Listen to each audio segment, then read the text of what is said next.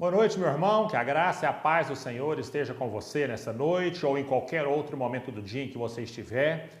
Nós somos da Igreja Cristã Evangélica do Maracanã, em Anápolis. Eu sou o pastor Sandro e estamos em julho, na verdade no comecinho de agosto, né? Eu estou gravando aqui dia 1º de agosto de 2020. Você é muito bem-vindo na nossa igreja, tanto nos cultos presenciais quanto aqui no nosso canal do YouTube. Nós estamos iniciando esse mês, o mês de missões. Então estamos com vários programas, eventos especiais missionários, mesmo à distância. E nesse momento vamos conversar sobre um texto muito importante que fala sobre missões na Bíblia, que é Atos capítulo 1, versículo 8. O texto de Atos 1:8 diz assim: mas recebereis ou receberão poder quando o Espírito Santo descer sobre vocês, e serão minhas testemunhas em Jerusalém, em toda a Judéia e Samaria e até os confins da terra. Hoje apenas um versículo, é o verso que servirá de base para a nossa reflexão nesse momento. Querido irmão e irmã, o título do nosso sermão é Perigo Explosivo. Aqui nós estamos no início do livro de Atos.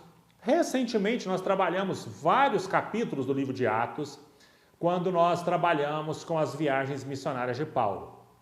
Hoje, de forma muito específica, nós vamos trabalhar aqui o texto do início do livro de Atos. Ele começa exatamente com o apóstolo, não apóstolo, né? Porque Paulo depois ele se converte, ele vai se tornar um personagem principal do livro, um deles pelo menos. Mas aqui você tem um homem que não era um apóstolo, mas era um evangelista, o Lucas. O mesmo que escreveu o Evangelho de Lucas, ele mais ou menos dá continuidade na sua obra. Há pessoas que defendem até que o Atos deveria ser uma continuação exatamente a partir do último versículo e do último capítulo de Lucas. Você tem aqui o livro de Atos. O livro de Atos dos Apóstolos, ele assim como o livro de Lucas, ele foi dirigido a uma pessoa específica, a um irmão chamado Teófilo. Há muitas discussões sobre quem era esse Teófilo. Há pessoas que dizem até, não, esse nem era um personagem, uma pessoa, afinal de contas, Teófilo, né? Teo, amigo, Teo, Deus, Filos, né? Amigo, seria a ideia de todos os que são amigos de Deus. Eu não concordo com essa perspectiva. Eu sempre tento, a minha interpretação bíblica, é a forma mais simples e aquilo que é mais óbvio, sem grandes complicações. Teófilo, uma pessoa.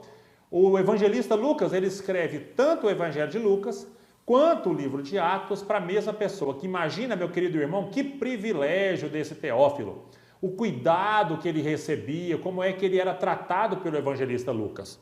E aqui nesse episódio, ou pelo menos nesse primeiro capítulo, você tem Lucas dizendo para Teófilo: olha, Teófilo, eu já te contei, eu já falei para você e para as pessoas, depois de um estudo histórico extremamente minucioso, eu já falei para vocês sobre quem foi Cristo, quais são os episódios mais importantes da sua vida.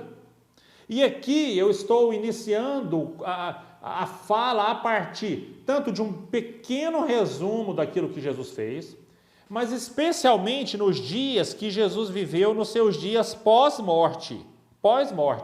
E nesses dias pós-morte, Jesus ele aparece para algumas pessoas e ele dá uma ordem para os seus discípulos: olha, não saiam de Jerusalém até que algo muito importante aconteça na vida de vocês.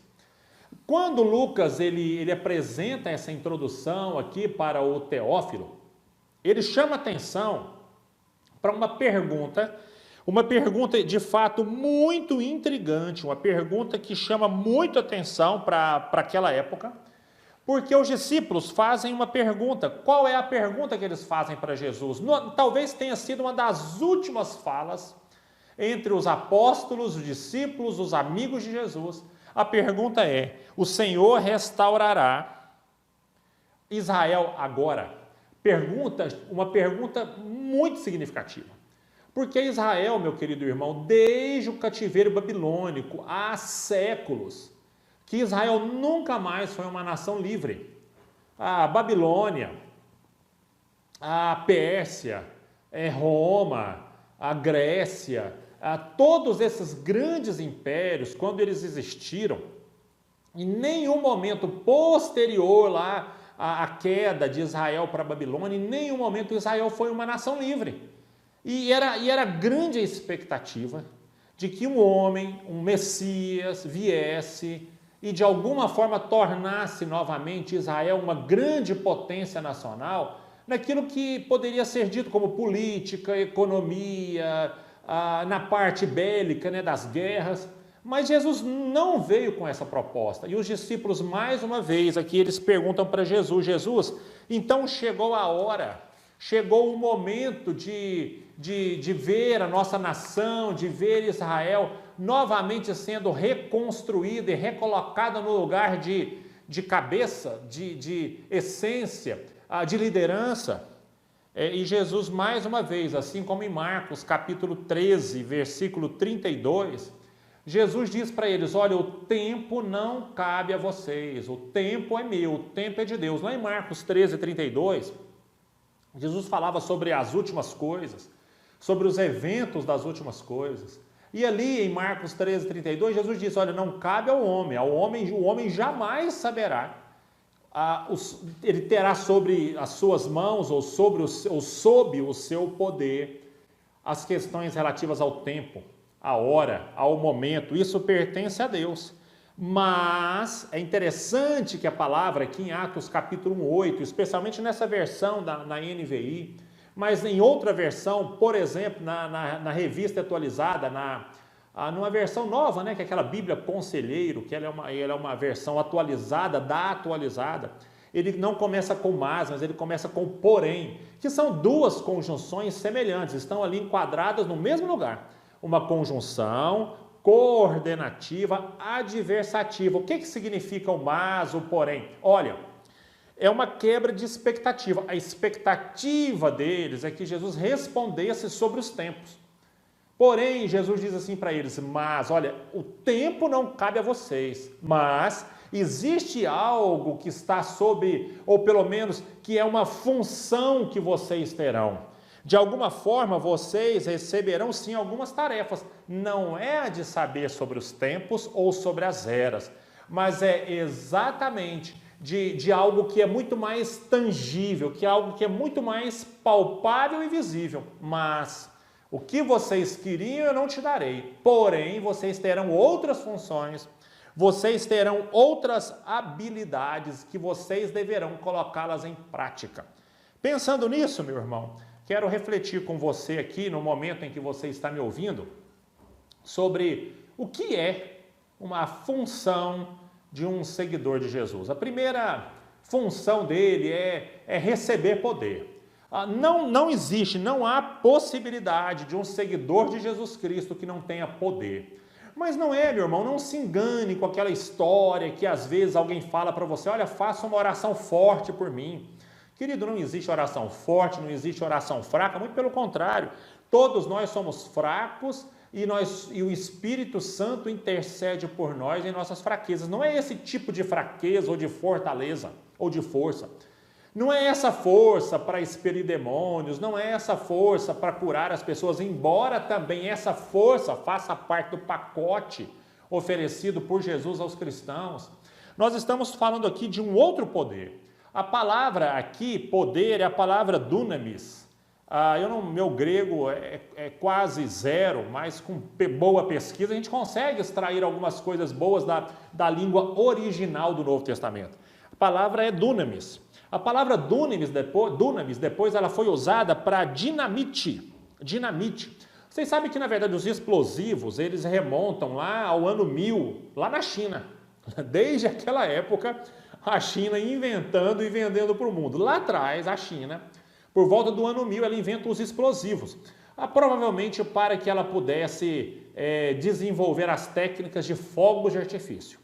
Mas a dinamite mesmo, quem inventou foi o Alfred Nobel, que depois, até por coincidência ou até por uma incoerência do destino, o Alfred Nobel ele foi um dos criadores do Nobel da Paz, ou do Nobel da Paz. Mas em 1867, depois de um tempo, ele fica milionário com a descoberta da dinamite, o nome que foi dado ao explosivo específico É dinamite, que vem exatamente da palavra dunamis do grego. Essa mesma palavra que aqui o evangelista Lucas está dizendo para nós que é uma função, que é uma habilidade nova que o crente vai ter. É poder, poder. A palavrinha aqui no grego, ela significa uma força sobrenatural, ou até mesmo um poder que é sobrenatural para exercer uma determinada tarefa. E não é qualquer força, não é qualquer dinamite que implode ou explode alguma coisa. Quando aqui Jesus fala para aquelas pessoas, né, e Lucas retrata, ele relata a fala de Jesus, o que ele diz é o seguinte: vocês vão receber poder do Espírito Santo. Então não é qualquer poder, é um poder que vem do Espírito Santo. Significa, meu querido irmão, que a partir do momento em que você recebe ao Senhor Jesus como Salvador da sua vida, você recebe um poder sobrenatural para exercer as habilidades que foram dadas por Cristo para você. O crente passa a ter esse poder. E o poder que vem, que emana de Deus, do Espírito, mas que utiliza o crente como instrumento, ele é um poder, meu querido irmão, capaz de implodir as bases humanas para reconstruir ou para construir o novo homem. Esse é exatamente o privilégio do poder que o crente tem. Quantas pessoas que estão me ouvindo, quantos que não estão me ouvindo, mas que um dia serão alcançados por esse poder, e eles vão deixar de ser aquele homem que eram, para que possam tornar-se, ou para que eles venham a ser um homem totalmente diferente. Esse é o poder do testemunho, é o poder de Cristo, é o poder do Espírito Santo na vida do crente. Esse é o poder que nós devemos buscar. Aliás, meu querido irmão, não há necessidade nem de uma busca específica, porque aqui é uma constatação que Jesus fala para os crentes: olha, a partir de agora, vocês receberão poder do Espírito Santo. Uma segunda função aqui do crente é tornar-se uma testemunha, uma testemunha.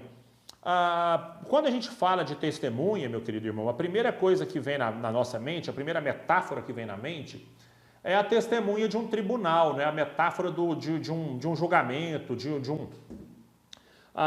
daquelas questões que a gente assiste às vezes nos filmes. Eu não sei se alguém que está me assistindo já foi a um tribunal assistir ali a uma sessão de julgamento, eu não sei. Mas a gente se lembra bastante daquela ideia da testemunha. Tem também relação com aquela testemunha, aquela que não fala a mentira, que fala a verdade, daquilo que viu e daquilo que ouviu. Só que a palavra testemunha aqui no grego, e mais uma vez eu volto aqui no grego, que para mim nesse sermão específico, o grego ele é imprescindível para a compreensão do texto.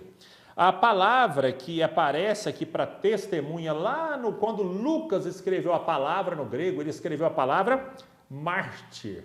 Mártir. O que é um mártir? Mártir é aquela pessoa que perde a vida por causa das suas convicções, especialmente naquelas convicções relativas a Jesus e ao Evangelho. A Bíblia, ela narra, e a história, ela trabalha com uma grande quantidade de mártires. O primeiro deles, Estevão, que ele foi apedrejado. Depois, ali no próprio livro de Atos, Tiago foi cerrado ao meio com uma espada. Isso para fazer uma média, para fazer um moral com os religiosos da época. Poderia citar aqui dezenas de outros cristãos que foram martirizados, que entregaram a sua vida para que eles não negassem a fé que eles tinham.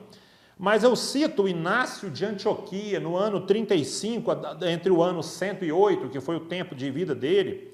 Ele foi um teólogo bastante importante. E o Inácio de Antioquia, ele foi o primeiro cristão a ser devorado por leões no Coliseu. Coliseu, que hoje é símbolo do turismo italiano.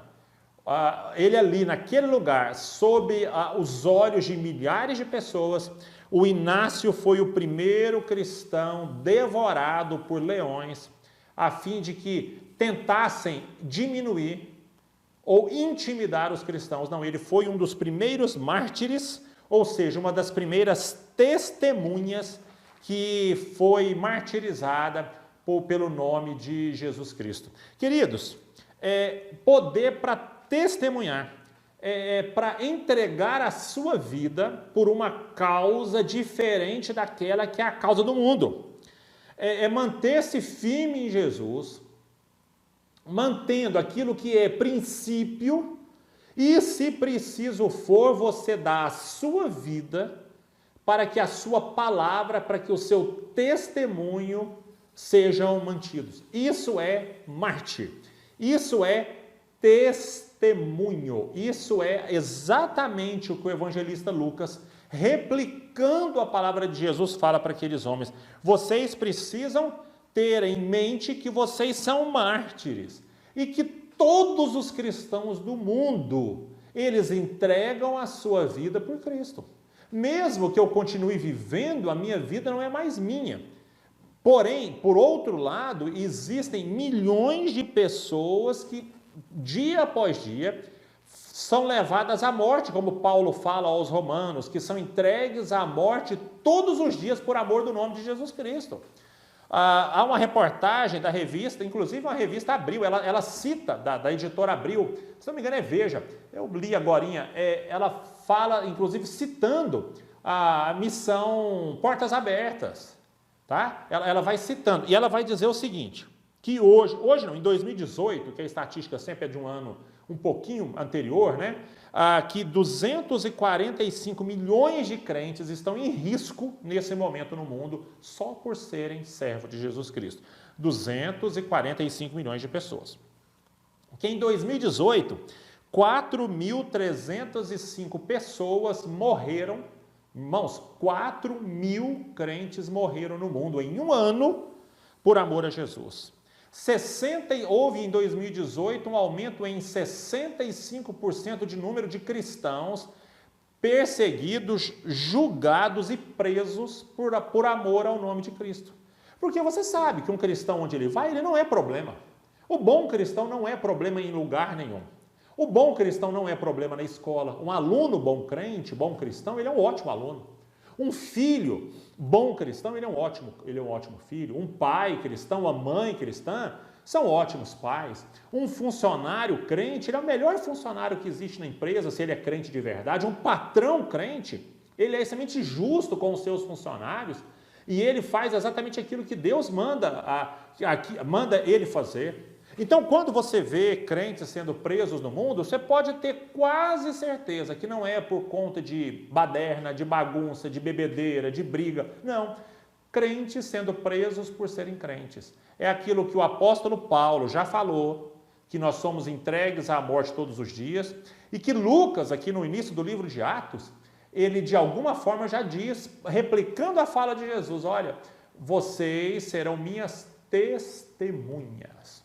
Testemunhas com poder que vem do Espírito Santo. Testemunha. Aquela testemunha é exatamente aquela pessoa que entrega a sua vida por amor a Jesus Cristo. Isso é ser testemunha. E por fim, meus irmãos, qual é aqui a nossa última função no reino ou como crentes? É olhar o mundo como quem olha um campo missionário. Essa é a ideia. A partir do momento que você entende a Jesus como Salvador, o mundo, você tem outros olhos sobre o mundo. Quando você olha uma pessoa no mundo, você olha aquela pessoa na ótica daquele que precisa ser alcançado pelo mesmo poder que alcançou você. E aqui Jesus fala para aqueles homens que o campo ele deve ser indistintamente escolhido. Ou seja, que em todos os lugares do mundo existirão crentes. Em todos os lugares do mundo haverá crentes. Em todos os lugares, porque já havia essa promessa aqui, que vocês serão testemunhas minhas em Jerusalém, o centro da fé naquele momento, o lugar da fé, onde Jesus passou os seus momentos finais da sua vida, o centro. Então vocês vão ser minhas testemunhas aqui. Vocês serão testemunhas minhas na Judéia. A Judéia era o estado.